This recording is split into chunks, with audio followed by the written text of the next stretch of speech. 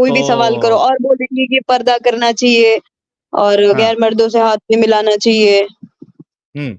ऐसा बोलती हैं।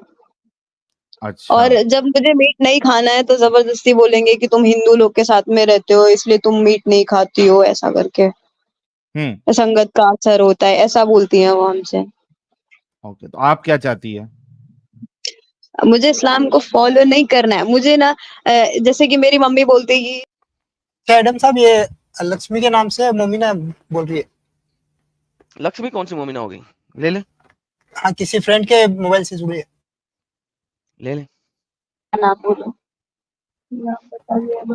हाँ जी, लक्ष्मी जी। हेलो। जी, मोमिना है जी आप? भैया बोलिए। हेलो, आप मुस्लिम हैं? आवाज़ आ रही है आपको? जी, मैं आ मुस्लिम रही है। हूँ। ओके, नमाजें पढ़ती हैं? जी, मुझे सिर्फ़ नमाज़ और कुरान आती है अच्छा, और कुरान दरूद में इब्राहिमी मुझे आती है? हाँ। सुना दीजिए।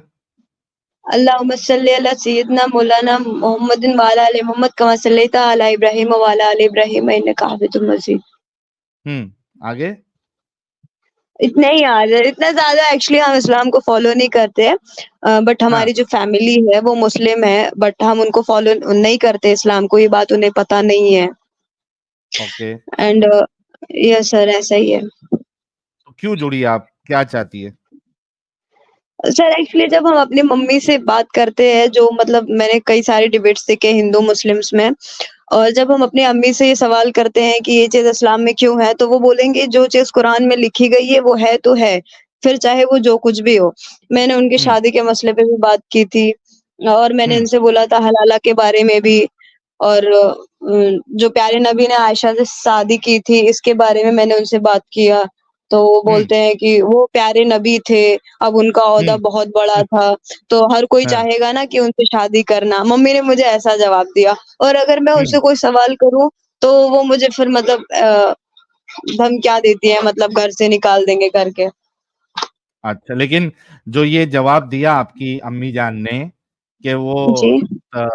तो प्यारे नबी है तो कोई भी शादी करना चाहेगा, इससे आप मुतमईन हो गई उनकी जवाब से? ये मुझे तो इस्लाम पसंद नहीं है फर्स्ट ऑफ ऑल, लेकिन अब क्या हाँ। करें, अभी इतनी एज भी नहीं है हमारी कि हम कहीं जा हम्म। सके।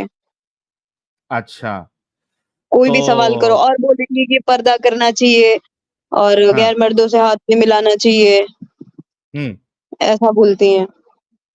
अच्छा। और जब मुझे मीट नहीं खाना है तो ज़बरदस्ती बोलेंगे कि तुम हिंदू लोग के साथ में रहते हो इसलिए तुम मीट नहीं खाती हो, ऐसा करके। हम्म। संगत का असर होता है, ऐसा बोलती हैं वो हमसे। ओके, तो आप क्या चाहती है?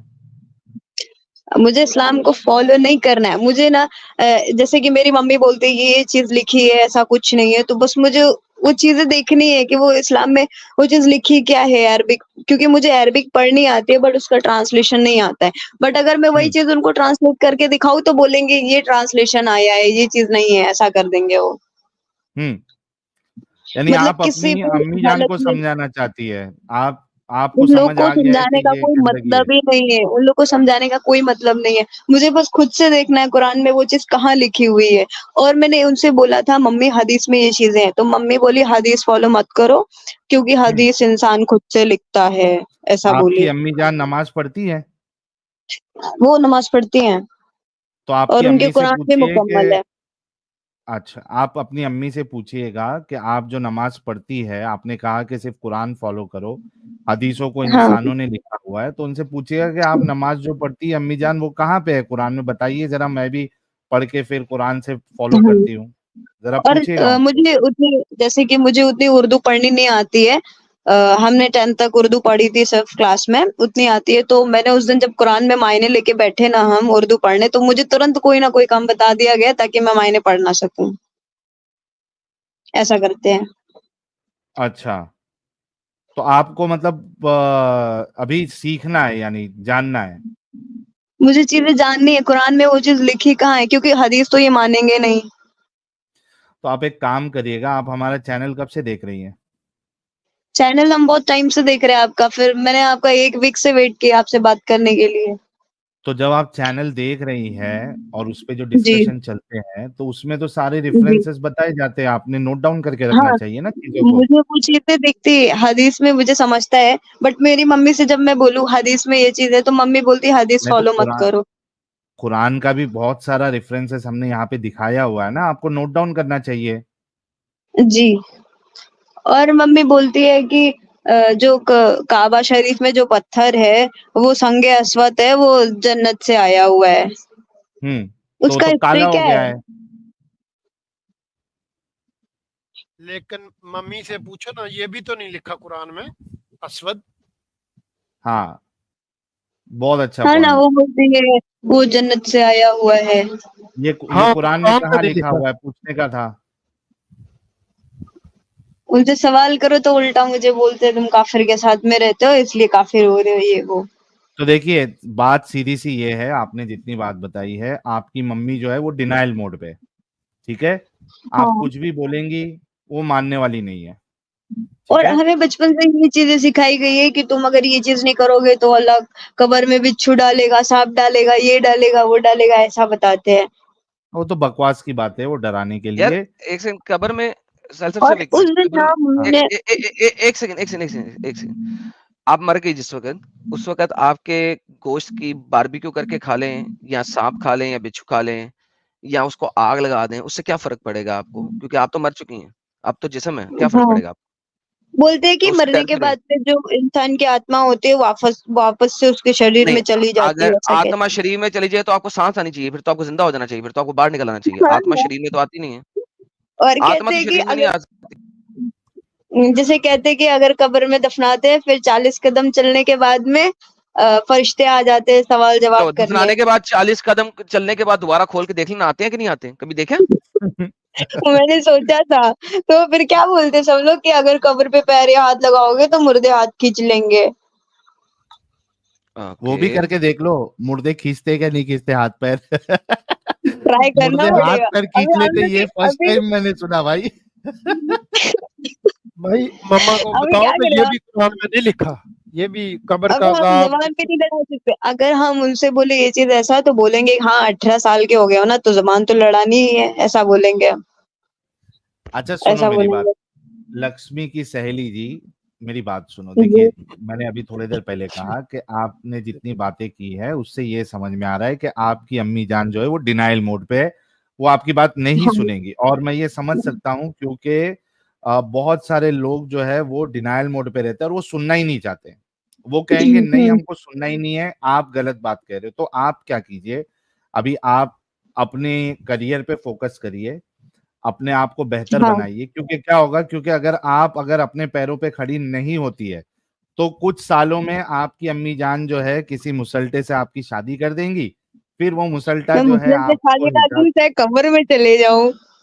लेकिन उसके लिए, नहीं करने के लिए आपको अपने पैरों पे खड़ा होना पड़ेगा ना, तभी तो आप रिजेक्ट कर सकती है।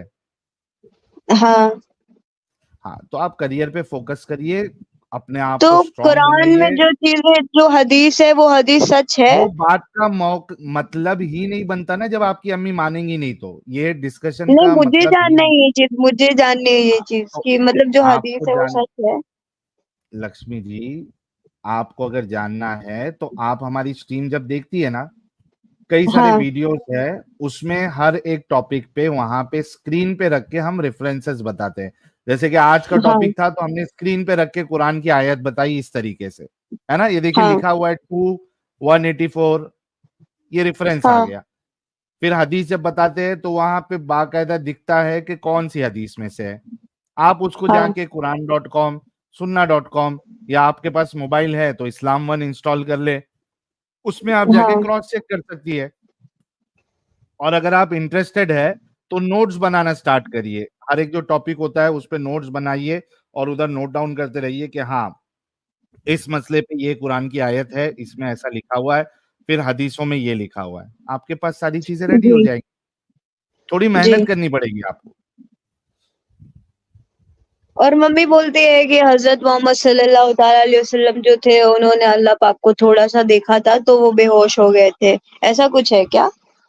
नहीं, वो रसूलुल्लाह बेहोश हुए थे वो नहीं है, मूसा के बारे में आता है। वो भी ये आता हाँ है कि वो तजल्ली खाली अल्लाह ने डाली और हाँ। उसको देखकर जो है वो मूसा जो है वो बेहोश हो गए और पहाड़ी से गिर पड़े। अल्लाह तो कुरान में कहता है क्या कौन सी आयत है यार, ला तुबसिरुल, सूरह अनाम की शायद गालिबन आयत है कि कोई निगाह अल्लाह को नहीं पा सकती, अल्लाह को कोई नहीं देख सकता। और हजरत आयशा से जब ये सवाल किया गया तो हजरत आयशा कहती है कि कोई अगर इस तरीके से दावा करे कि रसूलुल्लाह ने अल्लाह को देखा है तो वो झूठा है। और उसके बाद वो हाँ। उसी आयत का हवाला देती है कि अल्लाह को कोई भी निगाहें नहीं पा सकती। तो ये कुरान किसने लिखी है? ये समझता नहीं है। बोलती है वो प्यारे नबी पे नाजिल हुई थी, एक पहाड़ पे उतरी थी, ऐसा बोली थी मेरी मम्मी। नहीं, पहाड़ पे उतरती कुरान तो रेजा रेजा हो जाता। अल्लाह तो कुरान में कहता वही है ना, वो बोली थी कि लौ वो अंजलना अल्लाह ने हादल प्यारे नबी कुराना, पे नाजिल की थी। ने ये पहले सूरह पहाड़ पे इनाम उतरी की थी कह 103 रही थी, है। 103 है ना? सूरह इनाम की जी, हाँ 6 ये की लीजिए, ये 103। मैं आपको दिखा भी देता हूँ। ला तुदरिकुल अबसार, ला तुदरिकुल अब्सार वला ला युदरिकुल तुदरिकुल अब्सार, ये अबसार देखिए व हुवा युदरिकुल अबसार व हुवल लतीफुल खबीर। ये लीजिए, ये और आपके बोली थी जो सामने है। ओरिजिनल ये कुरान है अरे वो थोड़ा रुक रुक वो के बात करो दीदी, इतना एक साथ आगे नहीं बढ़ने का।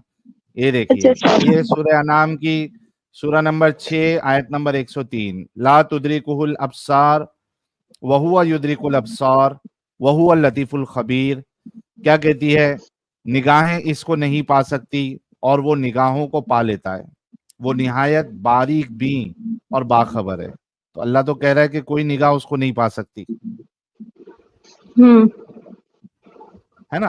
तो आ, आप क्या करिए, मैं फिर से कहता हूं आपको, मम्मी को छोड़ दीजिए, आपकी मम्मी वैसे भी नहीं सुनने वाली है। आप थोड़ा सा मेहनत करिए, वीडियोस देखिए, आपको हर चीज समझ में आ जाएगी, चीजों को नोट डाउन करते रहिए, ठीक हाँ। है?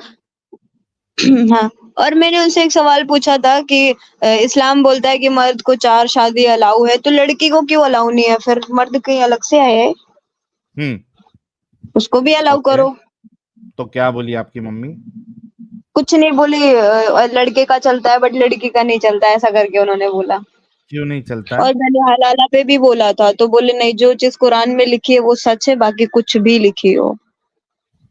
ठीक है, देखिए आपकी बात वही आ रही है कि आप जो पूछ रही है मम्मी के पास जवाब नहीं है, मम्मी आपकी बात नहीं मान रही है, मम्मी को छोड़ दो, आप अपनी जिंदगी को बेहतर करो, जी। ठीक है? हाँ। हाँ, पढ़ाई पे फोकस करिए, करियर पे फोकस करिए, स्ट्रांग बनाइए, फाइनेंशियली इंडिपेंडेंट बनिए।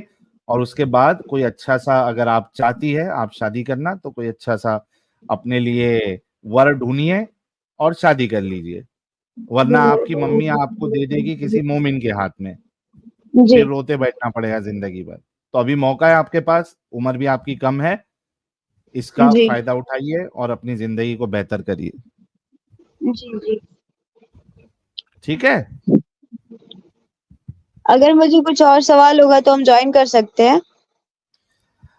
आपके हर सवाल, हर एक टॉपिक पे आपको, ऑलमोस्ट सारे टॉपिक्स पे हमने स्ट्रीम किया हुआ है। आप पुरानी वीडियोस जी देखना स्टार्ट करिए और नोट्स बनाना स्टार्ट करिए, जी जी। ठीक है? जी भैया। Okay, thank you so much.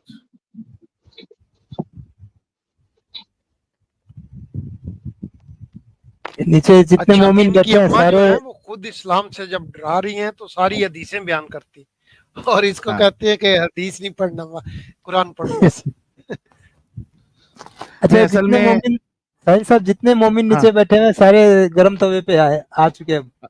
हाँ, वो जब देखते हैं कि उनकी कोई मोमिना इस्लाम से निकली हुई है तो वो एकदम आग बबूला हो जाते हैं।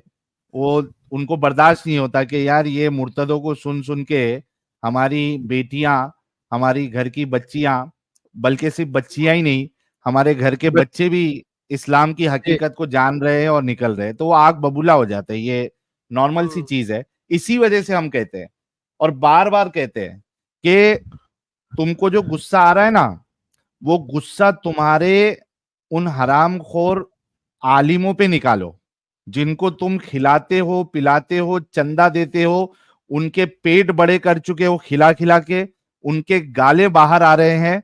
वजड़ी को देख लो, उसके गाल देख लो। सही बात खिला खिला के तुमने चंदा दे दे के उनको निकम्मा बना दिया है। तो उनको उनको बोलो जाके आके जवाब गुस्सा दे। निकालो और बोलो कि हमारे घर की औरतें, हमारे घर के मर्द, बच्चे, बच्चियां इस्लाम से बदजन होते जा रहे हैं, ईमान उनका खत्म होते जा रहा है। आप लोग यहाँ पे मस्जिदों में बैठ के हमारे टिफिन मंगाते हो हमसे, और टिफिन में तेल वाला तुमको सालन चाहिए, बोटियां कम हो जाए तो तुम नाराज हो जाते हो कि बोटियां कम क्यों दी है। खिलाते हो ना टिफिन भेज भेज के रोज, तो काम भी करवाओ उनसे, बोलो वाह। उनको टीम ज्वाइन करो और इस्लाम को सच्चा साबित करो। क्यों नहीं करते आप लोग? भी खिलाते हैं और अपने छोटे छोटे बच्चों की तशरीफें भी देते हैं इनको। वो अलग से लेते हैं, वो एडिशनल बेनिफिट है। तो